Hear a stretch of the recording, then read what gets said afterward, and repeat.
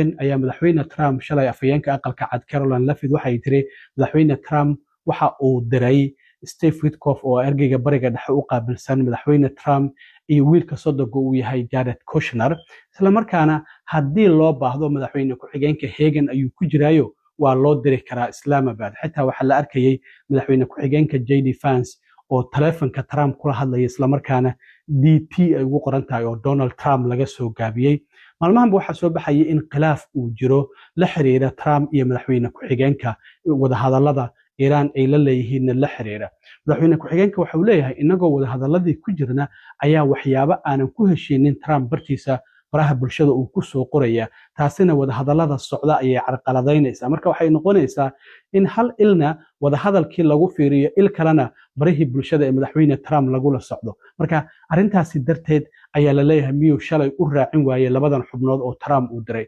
warar kale waxay leeyihiin maadaama afhayeenka baarlamaanka ee Iran Mohamed Baqir Qalibaf uusan la socon qof mansabkiisa ah oo isaga la siman ma uusan jirin si madaxweyne ku-xigeenka oo loogu diro Islamabad marka arrimahaas oo idil ayaa soo baxaya laakiin Trump aqalka cad waxa uu sheegay labadaas xubnood inay direen wada hadallana Iran ay la yeelanayaan laakiin Iran markii horeba waftigan uu soo baxay waxay sheegeen inaysan jirin wax qorshe ah oo la xiriira in Iran iyo Mareykanku Iraniyiinta iyo